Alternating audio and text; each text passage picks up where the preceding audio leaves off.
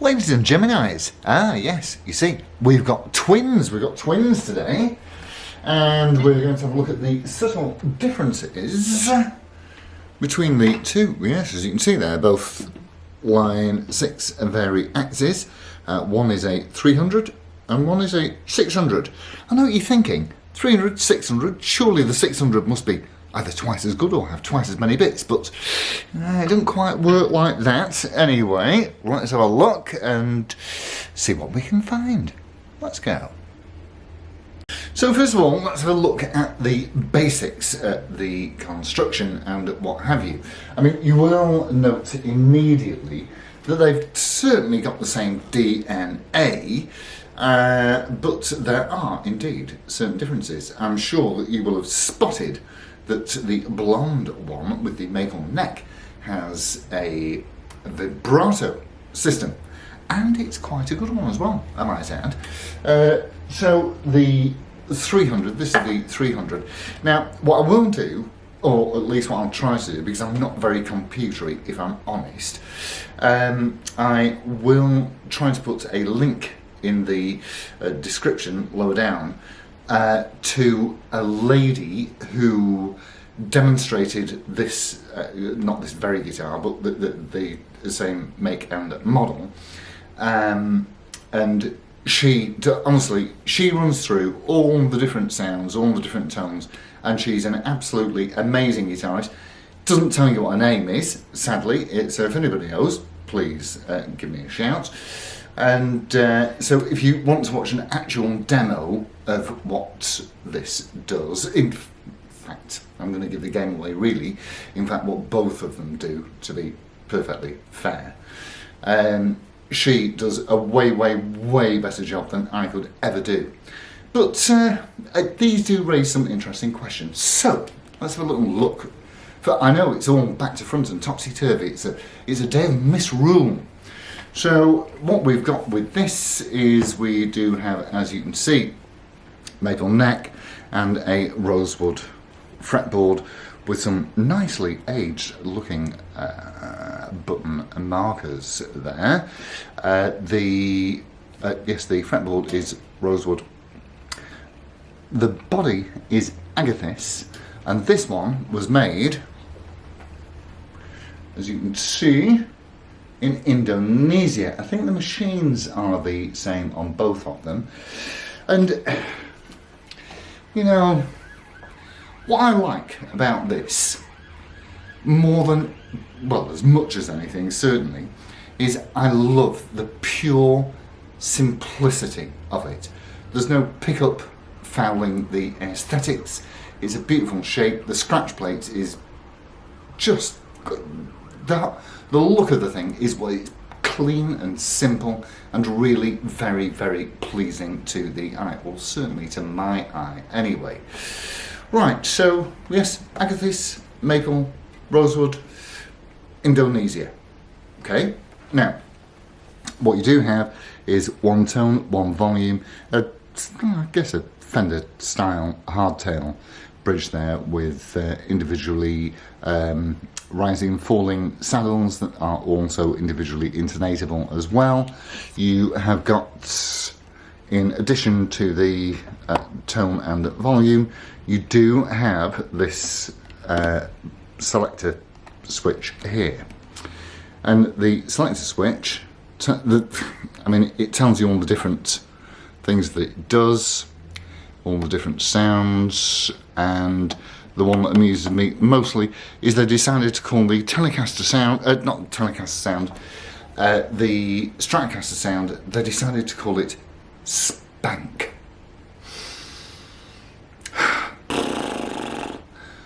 I can't imagine what was going through the designer's head when he decided on that nomenclature. So, on to the 600, which, let's face it, you know, twice the number, should be twice as good, shouldn't it? There's a lot to like about this. It's basically the same guitar plus a vibrato arm. The controls, the look is the same, the style, the body, the scratch plate, the whole thing is the same, but of course with the addition of your 2-point fulcrum. Again, quite Fender-esque in its design, and you've still got exactly, and here's the thing, you've still got exactly the same control on here. So I can only imagine they use the same brain. However, you do get some other bits and bobs with this, which puts it slightly in front, I think, of the 300. In addition to which, as you can see, this one was made in Korea, and it has a maple neck with a maple fretboard and black dot inlays, very nice. And the body, instead of the amethyst that we have on the 300, this is basswood. So Korea, Indonesia, Japan, USA, Great Britain, the Hanging Gardens of Babylon, makes no odds to me. I don't care where a guitar is made, as long as it's nice to me. That's all I care about. So let's have a quick listen. And I'm going to tell you what my main reason for, because I've owned that this is not mine, this is just coming for a bit of a setup and restring, and another little job as well, but which I will demonstrate now. So, in the back here, what you do have is a battery compartment, and I do want to show you this. So you've got a cage inside here that holds 6 AA cell batteries. These are all high power 1300 milliamp per hour batteries, and it plugs into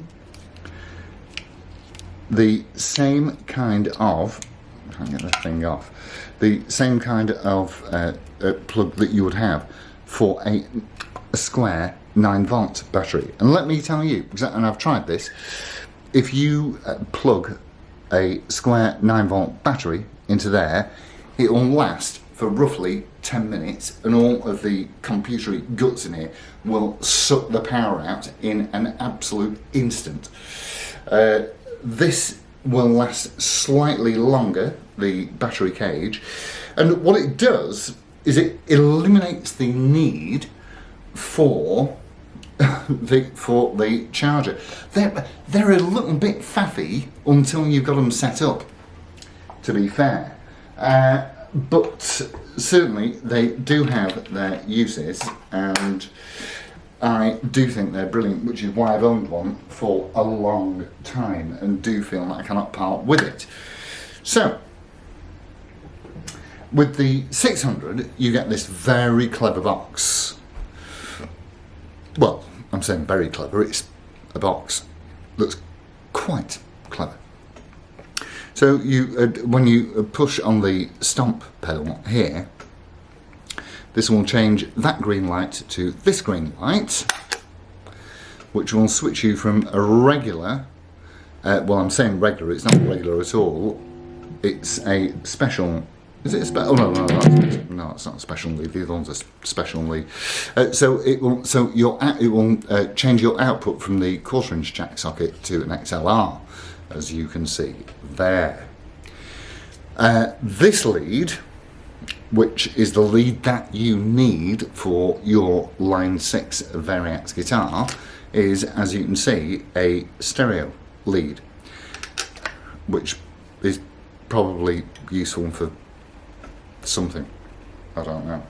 But anyways, what you get with the 300 is you get this XPS Mini that doesn't have, obviously, as you can see, there's no stomp pedal on it, and it only does input and output. There's no XLR facility on there, and the reason that I have one is because they are brilliant for recording.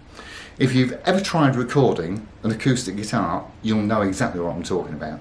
They are an absolute pig to record, you get boom from the condenser mic, and if you're using piezos, it doesn't really, I mean, it amplifies the guitar, sure, but it doesn't give that same tonal quality.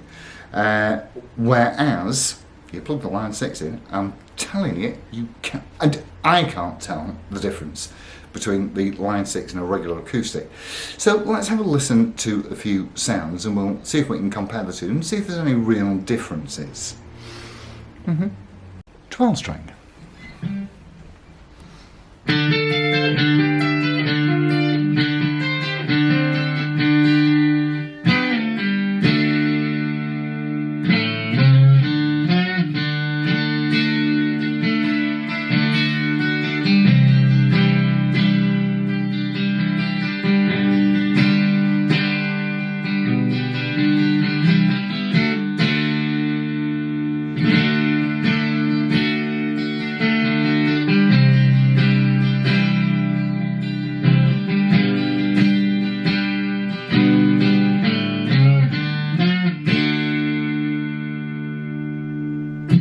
Now, if you recall, I did a 12 string.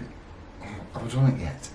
Anyway, playing a 12 string is really, really tricky, horrible, and I confess I am absolute pants at playing a 12 string. Unlike Dave Simpson, I saw him playing one not that long ago, and he was absolutely brilliant at it. He must have hands like Popeye. Anyway, so listen to the other one, see if that's any good. 12 string on the 600.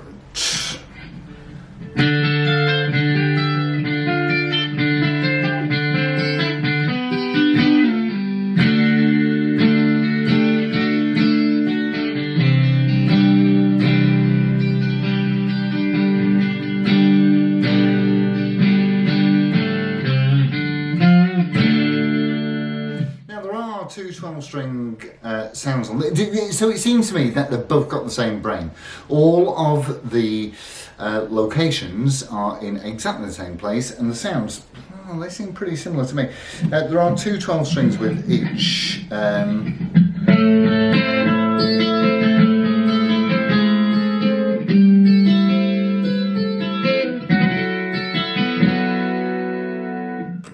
Don't try it best.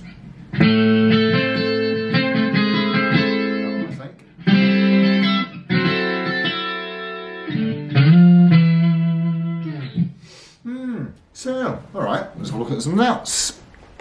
So we've got absolutely no reverb or delay or any other effects than those which the guitar are providing. And so I've now set it to spank. And we'll have a listen to the whammy bar is pretty good. I wish they'd do this with absolutely every single whammy bar in the world. Apart from the fact that you've got the that 2-point fulcrum thing, which is always a nice thing, so it's like a bit of a knife edge.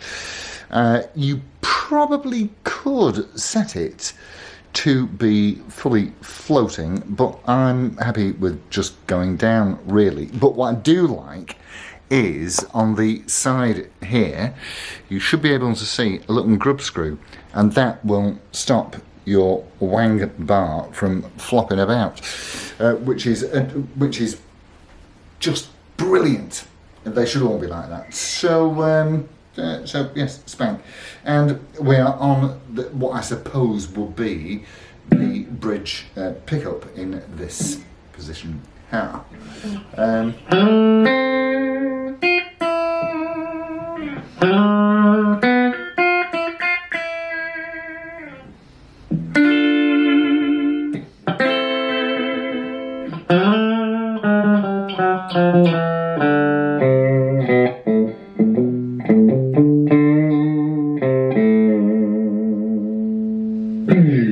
Yeah, works beautifully. And very, very quickly onto the setting that is called Leicester. Crying out loud. Oh, damn it. Yeah, I can't see the signs that are written on here without spectacles because I'm on. Right, okay. So we're on special. Not special at all, we're on Leicester. So we should be sounding like a Les Paul.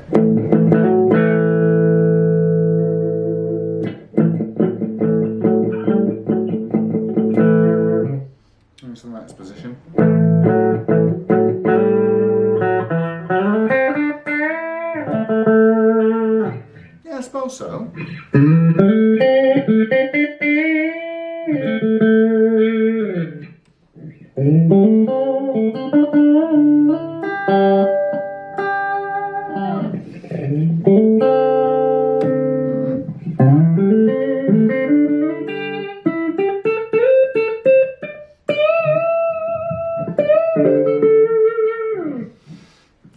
yeah.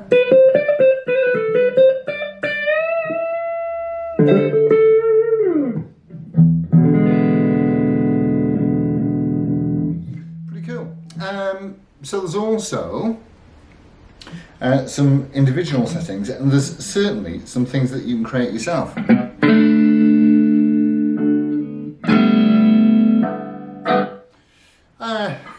You know, of course, it's got the banjo, and these two, I promise you, they're exactly the same. They must have the same samples inside them.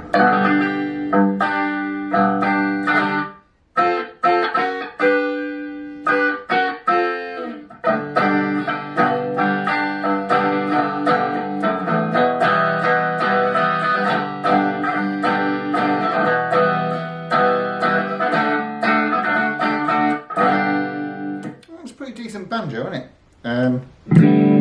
That's what we got.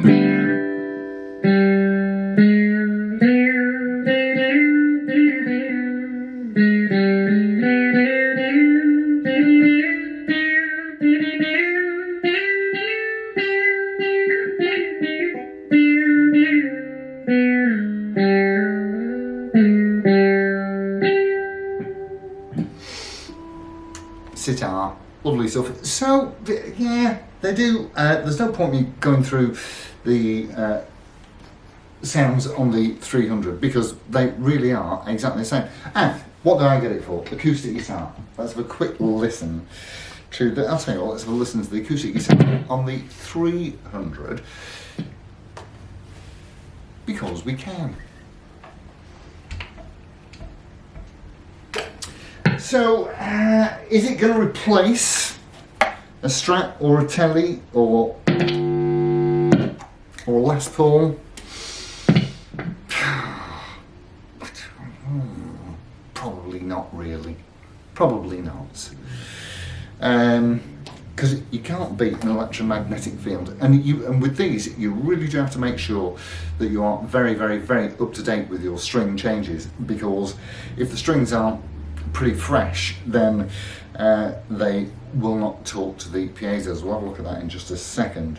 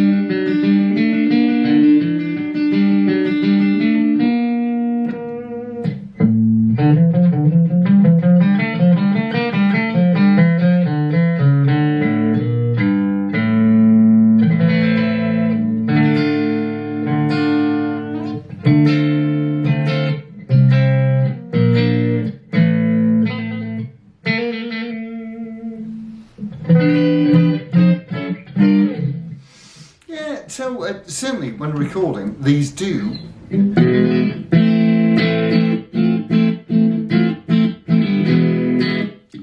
have quite an authentic acoustic guitar sound, and certainly for me, to my lug-hole, they do sound better than proper acoustic guitars that I've recorded.